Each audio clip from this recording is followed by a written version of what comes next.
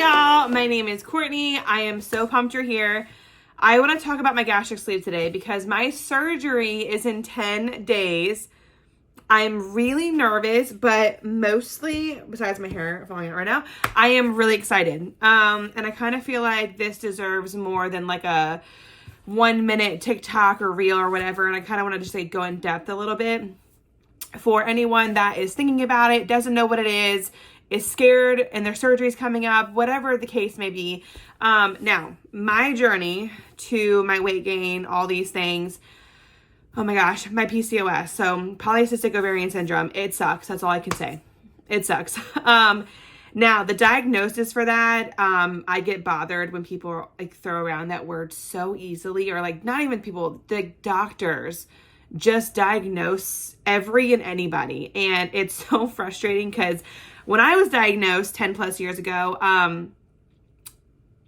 it was not very known. Like, it wasn't very common. It took me 6 OBGYNs for someone to actually know what it was. And it wasn't me explaining it to them. It's so annoying. So it took me 6 OBGYNs. I went in, I was having a lot of abdominal pain. I was having massive weight gain. I met my husband and I was gaining so much weight, like literally like 50 pounds within months. It was insane, like 30 to 50 pounds. Which now I look back on it and I'm like, I didn't realize that alcohol had, like, I didn't realize taking shots of Captain Morgan had sugar, like had so much sugar in it. And it did. So that was the issue with that. So bad, you know, to be 21 again. Anyways, going forward, I gained the weight. I could not get it off. For the life of me, I could not get it off. I was suffering from miscarriages, pain. I had acne. I was growing like chin hairs, like there's like these two. I can always tell when my hormones are out of whack because they grow like faster. And I know that sounds gross, but like, come on now. All women have freaking mustache and chin hairs. It's normal. But with PCOS, you get more male hormones than female hormones. Your hormones can't balance. You get more testosterone. You're insulin resistant. So, you know, my husband eating strawberries as like sugar before a workout to help him get energy, it would make me crash because my body doesn't turn sugar into energy the same. Does that make sense? So instead it stores it as fat. So it makes it harder for us to lose weight. And it's a whole thing. So besides all of that, there's your PCOS class talk, or the lecture you didn't know you needed. I have tried everything. I feel like for as long as I can remember, since being with Ryan in our first apartment, our first year together, I had been on a diet. And honestly, I don't want to look back when I'm 50, when I'm 60, and realize that I spent my entire life obsessing over my weight and obsessing to lose more than 15 pounds and obsessing for the next diet. I don't want to live like that anymore. I have realized I have 2 kids. I have a 4-year-old and a 3-year-old, almost a 5-year-old, almost a 4-year-old. And I'm realizing like doing things like I have rheumatoid, and the more weight that I gain, the worse my joints feel, the inflammation. I feel like I'm pretty healthy and holistic. Like the food I eat is very good. I don't go and like kill myself all week long. I feel like I eat pretty well. I was on like a huge nutrition kick for a very long time. I still am taking natural supplements. I don't like taking pills prescribed from doctors unless it's like literally necessary. I am just weird like that. Well, not weird. I prefer a more holistic approach, and like berberine, alpha lipoic acid, red raspberry leaf, those things actually helped me carry Easton to term. It helped me get pregnant. It helped me lose 30 pounds. That was the most I ever lost. It helped me get out of pre-diabetic. It helped me get out of the insulin resistance, get all my numbers normal, my hormones leveled out. So I do fully believe in like a holistic approach, berberine over metformin all day, every day. I'm not your doctor, but that's what I did. And I have lab work that proved that it worked for me. So I love that. But I just, after, you know, the one and only time I hit the Wonderland, which is the 100s, I was doing Beachbody on Demand. I quit smoking. I quit drinking. I finally, literally, I think I did 3 or 4 21 Day Fix and 21 Day Fix Extremes, like programs total. So about 4 to 5 months. And I did lose like almost 30 pounds. and everything was great. That was like the best me and Ryan have ever been in shape. It was phenomenal. And then as soon as I hit 199, like a week later, I got pregnant and I found out I was pregnant. And that was shortly after my miscarriage. And so that was the last time I saw 199. So for 5 years ago. So over 5 years ago. And I just feel like I have constantly been on this kick of trying to lose weight. I did macros for a long time. I love to meal prep. That is my jam. Meal prepping is my jam. I had all of like the macro, like the low count, low carb manager, I almost said PayPal, the fitness app, whatever. I've tried everything and I did macros for a very long time. I tried to get back into Beachbody on Demand. The container system just wasn't working for me. I like to see numbers and all that stuff too. So that just wasn't working. And then I did keto. After I had my daughter, I did keto for about a year. And I will tell you, it was the best I have ever felt in my entire life. The best. My body thrives on low carb, like literally thrives. My PCOS hates carbs, hates starches. Now, am I carb free? Absolutely not. I feel like your body needs carbs. Your body needs, healthy starches, but my body doesn't do good with an abundance amount of it. Does that make sense? And so moving forward, keto was great. That was the only diet I have ever been on, only lifestyle I've ever been on that I never cheated. Like I never cheated, but I never lost more than 15 pounds. My body was changing because I was working out and I love working out and stuff, but I couldn't a year. And I was like, a year later, I should be at like a certain number. I should be looking a certain way. And like, it just wasn't. And finally it was hard. 2 kids that ate very different. My husband didn't do keto. I was doing keto and it just was very hard to maintain all 4 of us. And it just wasn't a lifestyle for me. So then moving forward from that, my last attempt was to do CrossFit, which I love weightlifting, literally love weightlifting. We have a gym in our garage, love it. However, sorry, pausing real quick because my family's outside. They're riding their bikes with all the kiddos and stuff. It's really cute. So, and there's adults out there, don't worry. There's adults. My neighbors love to watch all the kids. So anyways, moving forward, did keto, did great. Loved it, thrived off of it. Just wasn't a year later my jam anymore. It just wasn't working for my family's lifestyle. Then I jumped into macros. Malanta. And then I jumped into CrossFit. And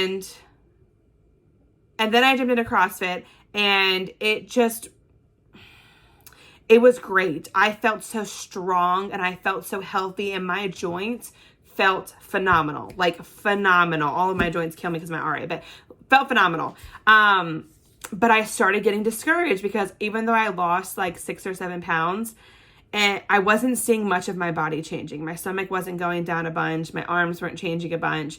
I think we had done it for about 7 months and then we did a Murph and everything. And I was so frustrated. And everyone that we were doing CrossFit with was like so fit and so small and skinny and super strong. And I just felt very out of place. I felt very heavy and I felt like I don't understand why it's not working for me. And, I did macros with it and stuff. And I was so unhappy with that. And after Murph, we just stopped because it was discouraging. And then at that point, that's when I reached out to Ryan and I was like, I need to go see someone about getting rid of my stomach. And I was crying and I was just like, I'm so sick of feeling this way. And I went and had a consult done to get my boobs, lifted and everything, augmented and lifted, whatever it is. I didn't want a boob job. I just wanted them lifted. And I wanted to get a tummy tuck in. And when I went in, the consult was amazing. But what hit me was she was marked up my stomach, marked up my boobs and stuff. And then she was like, oh, and then when you're done with this, a year later, we can operate on your arms. We can cut this out and we can cut this out. And she was grabbing parts of my body. And I just remember feeling like really not okay. I went there, obviously to get the fat taken off my stomach, but I felt very not okay with the fact that she was like, we can also fix all these other parts.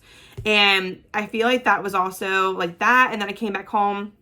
One of my close friends had gotten tummy tuck boob job and she looks phenomenal.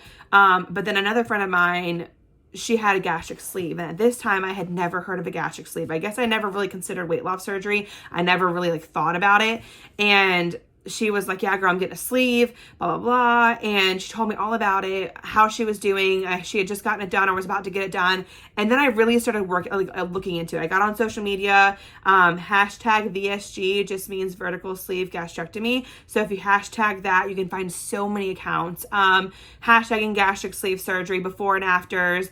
And I really started diving into like people's journeys, what they were doing, how they felt a year after, 2 years after, 3 years after, like everything they were going through. I just wanted to I wanted to know everything. And if you don't know me, when I get stuck on something, it's a great word one of my friends used that triggered me at first, but it's very true.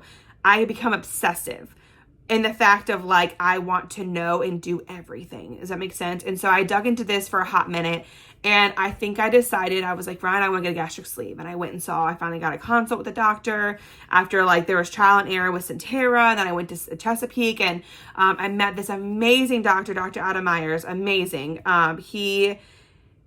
It's really hard to find, and I work for doctors and I love the doctors I work with too, but it's very hard to find doctors that listen to you and they agree with you and they understand you. And like, I just felt so heard and seen.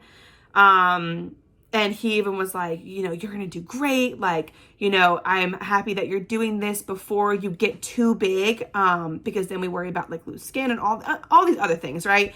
And I'm not saying that you can't have surgery when you're too big. I'm just saying in my case, what he was saying was that, I'm happy that you're doing this before it gets worse for you in my specific, scenario in my life. And I was like, you know what? You're right. I'm actually really excited that I get, I could be 300 pounds. I could be 400 pounds. I could be, 275, 300, 350. And I am at 233. I was 222, I think, when I saw him, or when I started. I don't remember. It was like a 15-pound difference. But I just felt really good about this. And I had just told Ryan, I was like, you know what? This is what I need. I think this is exactly what God is pulling me towards. And I'm not a big godly person, but I really felt like a pull to this. And I felt really, really good in my decision to move forward with it. And it's a 4-month long process. So it's not something that I just jumped into. I've been thinking about this for a very long time. And we were coming back from the mountains one day, and my doctor was amazing because they didn't accept PCOS, and he had a board meeting put together. And from what I understand, he had a board meeting put together and my name was at the top of the conversation, and him pretty much saying, her insurance accepts PCOS as a comorbidity for obesity. I think our practice should accept that. And the doctors agreed. And they now, I think there's like 3 other diagnoses that they're accepting now. PCOS, I want to say fatty liver, but I could be wrong. And then something else. And I just felt really good because I was advocating so hard for myself, which I've always done in the medical field, which is why I'm in the medical field. I advocated so hard for myself, and I feel really good when I push so hard for something. And it might annoy doctors, it might annoy nurses and secretaries, and it might annoy my husband and everyone around me. But you know what? Like, only you can advocate for yourself. And I will always be one to tell you. And even when I talk to my patients on the phone and they're like, I'm so sorry to bother you, to call again and ask. I'm like, girl, keep bothering, man, whatever. Keep bothering, patient, keep bothering us, because you are your only advocate in this life. And if you can't advocate for yourself and you're worried about annoying someone, then you're not doing your job. You annoy them and make sure they're doing their job, okay? Because this is not against the practice that I went to, but when I left, he was like when I was like, hey, my insurance accepts PCOS, and he's like, well, our practice doesn't accept it. I'll have my insurance girl look into it. She's great at finding all the stuff and whatever, which I totally believe. But I am one that's like, no, I'm going to do it myself, because I don't trust anyone to do anything for me and to find out information. I work in the medical field, so I know well enough to know some people just don't do their jobs. And I'm not saying that she didn't do her job. I'm just saying I have a very specific work ethic when it comes to things, and I can really dig for some information. And so, yeah, if you call my benefit center, the benefits will say,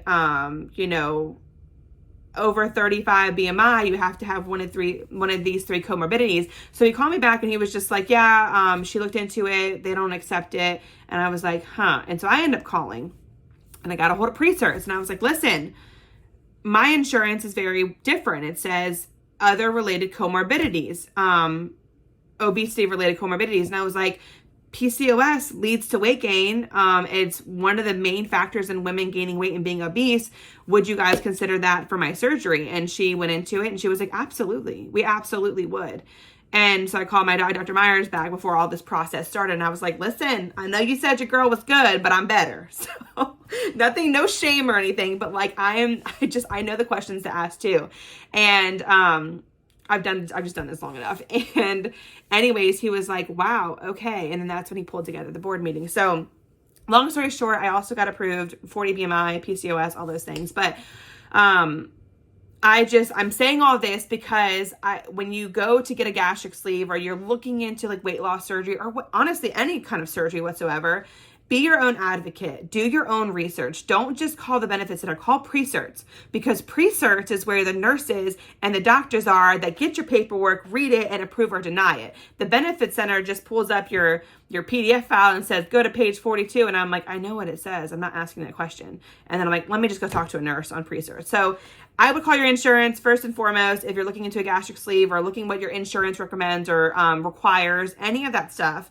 I know from my program or my insurance, I had to be over 40 BMI when I started, or over 35 BMI with a comorbidity of sleep apnea, high blood pressure, diabetes, and then my insurance said any other obesity-related comorbidity. So it kind of left the playing field open for me on what nurse would accept as, obesity-related. So, all that to say that. So I, met up with him. I loved the staff. Nicole, she is one of the secretaries there. She phenomenal. Like hands down, I think I've blown her phone up 5,000 times and she has been absolutely an angel. I just saw her yesterday for my pre-op and I gave her a warmer and some waxes for my Scentsy stuff and was just like, thank you. I know Dr. Myers is doing the surgery, but like, you have been like a saving grace for me and so much stuff and answering questions and my texts and my calls and my craziness. So I was so thankful for her and I gave her a gift. And I always believe that like, if someone really blesses your life, you bless them back. So let's get back on track. My gastric sleeve. I am excited. I follow a lot of people that document their journey. Some people choose to keep it private, which is totally fine. Some choose to document it. I have always been a very open person and I am choosing to document it. I know that I posted my first video I posted. I had some guy message me and was like, what have you done so far for your weight loss? And I'm like, that is none of your business, first of all. And why don't you try macros? And I'm like, if you've actually watched my stuff, you would know that I've tried that, but okay. So I already know that I'm going to get comments like that. And honestly, at this point in my life, I don't even fight back. I just delete them. I delete the comments. As soon as I see anything negative, which doesn't actually really happen that much. It only happened a few times. It's like either negative or like it's asking questions of like, you should just eat better or whatever. I just like delete it. It doesn't faze me. I feel like social media used to be a trigger for me sometimes. Like I felt pressure to like post something and pressure because I wanted to keep growing and growing and growing because I love social media and I love the platform and I love meeting new people. But it was also toxic for a minute. And I had to realize that, okay, like we're going to step back. And I did. I stepped back in the summertime and whatnot. And this past fall, I was mentally ready to like jump back in and I was really excited about that. So that was great. And now I'm at this point in my social media journey with my gastric sleeve. My weight loss is very open, 234 pounds. I was 237 when I saw him. So I'm very open about my weight, which I used to be not so much open about the number, but now I'm just like, you know what? I don't care because this is the last time I will ever see this number. This will also help me I was telling Ryan this last night. I'm like, it'll help me with my eating. And I know that I have an eating like problem, which most people who are overweight do. Now, I'm not saying everyone does because I also wouldn't say that I have necessarily an eating problem. I know an eating problem is in like for me, emotional eating. Like I am a very emotional eater. If I have my triggers in the house, I will eat them. You bring ice cream cones in my house, they will all be gone in 2 days. I have literally hid them from my husband before. Not healthy. And I noticed that. And when I go, like, I was at the store last week and I literally went to go grab ice cream cones. And I was like, because I'm like, oh, I'm about to have my surgery. I can eat whatever I want. And I put them back. And I was so proud of myself because I was like, no, we don't need to eat 8 ice cream cones. Like, that's just not healthy. And it's not a healthy habit to have before surgery. So I have worked really good. Same thing with sodas. My biggest fear, honestly, out of everything, my biggest fear was chugging water, because you can't chug water anymore, because I love water. Can't chug water, and you can't have carbonated drinks. Too much air in your small little stomach. And I'm terrified for that because I love my soda. I love soda. But then I think about it and I'm like, diet soda is horrible for you. And regular soda has so much sugar, that's horrible for you. So like, it's really not a bad thing that this surgery is forcing me to kick a habit that's completely unhealthy for my lifestyle. And I feel like this tool is exactly what I need to like grab the weight and the lifestyle and the confidence and all these things that I want with myself. Do I love myself how I am? Absolutely. Now, this is the biggest I've ever been. So right now I'm not that happy, but 15 pounds ago, happy. But I also know like I want more for myself. I want to feel more confident. I want to, like the wintertime, great. Give me an oversized sweater, get me leggings, perfect. But the summertime, I have a hard time in the summertime. I found a cute one piece last year that made me feel so sexy. Like I had to cut down my middle of my boobs, my butt, my little butt was kind of hanging out some. It made me feel really pretty. But I want to feel better. Like wearing tank tops and shorts. I hated that in the summertime last year. I felt so uncomfortable. I kept wearing like big t-shirts, cutting the grass in 95-degree weather. I just don't want to do that. I want to be able to throw on a pair of shorts and a shirt and not have to pull my shirt out from my freaking fat roll and not have to like be out of breath from doing something or like rolling out. There's just so many things that come with being overweight that you don't realize until you're at that point. Like I wasn't feeling like this until about like 15 to 20 pounds later. Like 200 to 215, I felt great. And then past that right now, I don't feel great. So it's hard. And I am looking forward to the fact that my surgery is in 10 days. I'm looking forward to the fact that I get to document everything. I have a PDF file. I literally have a Google Documents of all the content that I'm going to create. And I am excited. I started using TikTok and I'm pumped about that. I'm getting into like just everything, what I'm going to eat in a day, the vitamins I'm taking, trying new protein. Like I'm doing the simple clean eats today. I'm affiliated with them now. Squad 10 for your discount code, but I don't get paid off of them, but I do get a code, which I'm using for myself as well, obviously. And I'm going through trying all their products because they're bariatric friendly. I got to get all my multivitamins and my chews in. So I literally already have like a reel that I'm starting today for like every single day. I'm taking a video of myself until surgery day. I'm going to see if I can convince Dr. Myers to do like a little surgery dance, or like the nurses to do a surgery dance with me. And it's crazy because like I'm so good when I'm by myself in front of a phone, and then when I get in front of other people, not everyone wants to be on camera, and sometimes I feel a little weird like, hey, do you want to do a video with me? But at the same time I'm like, I'm kind of nervous to do it too. I kind of feel stupid for asking you because now I'm like, come talk to a camera with me. But honestly, when I step out of my comfort zone like that, I feel like my growth just gets higher and higher, and it makes me feel so freaking good. So I'm going to see if he'll do something like that. He said he'll take some pictures and stuff in the OR of my stomach, which I may or may not share. I don't know yet. I may get banned for that, so I may not share that. And I have content like that I'm getting ideas from other people that I follow of what to share, what to document, but I will be doing pretty much a post every single flipping day. I'm going to show you guys my incisions, how bloated I am, whatever. I'm going to share everything, how I'm drinking, how it feels, nauseated, all that stuff. I'm giving you guys the entire details of my post-op journey.